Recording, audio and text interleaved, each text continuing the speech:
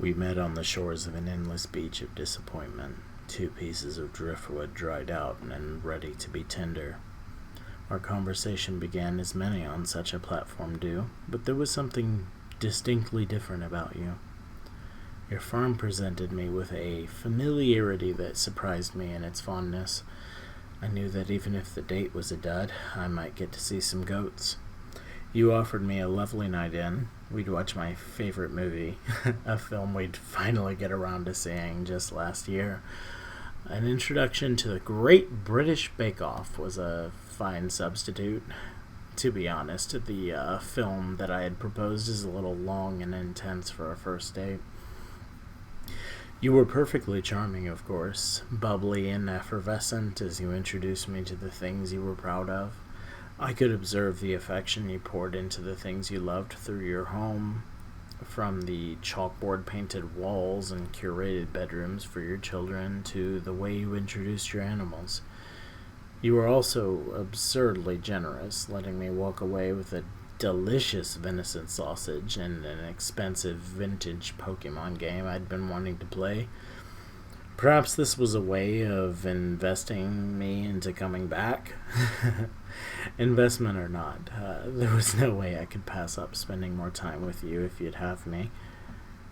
You were extremely vulnerable towards me on our first date. You described the traumatic experience of recent relationships that I'm not crass enough to repeat here. You shared something of your desire for your own household and for society as a whole.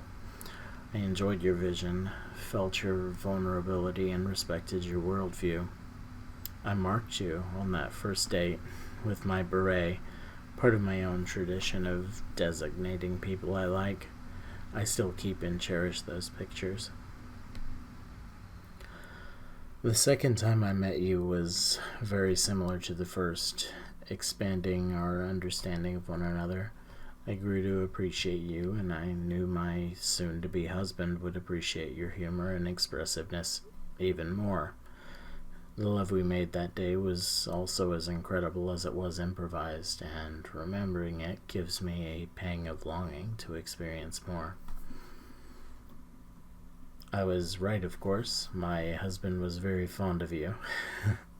While I was working intense hours to resolve a distant caseload, you and Maddox were able to build a deep rapport of your own. I was prepared for this element of a polyamorous life, but nevertheless the jealous inclinations took a little getting used to.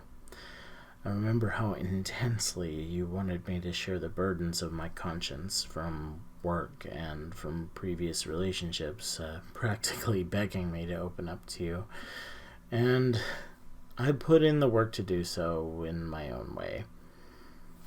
It didn't go perfectly well, of course. My work comes with a lot of baggage, most of which I can't share, even less of which can I forget. There were times where intimacy was offered between the three of us, and I just couldn't participate due to the weight I was carrying. I learned to thoroughly experience compersion on those days. If I was not stronger than my jealousy, perhaps our relationship would have ended there, and every day I'm grateful that this was not the case. Further tests to our relationship would come as they do. Nobody could have expected that your children would need to reside with us immediately, but we met this need as best we could. Amidst the tensions, we remained respectful of one another and focused on the common goal. Trust would be tested and mended in this time, and we would find the common thread between our expectations and our obligations.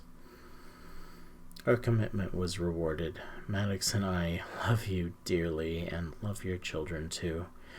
We worked together to afford you your own house so close to ours, giving our children room to grow beyond our tiny living room.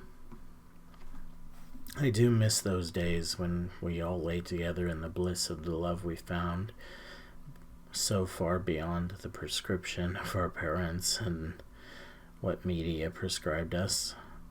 You've introduced us to two beautiful, incredible people, and our family grows.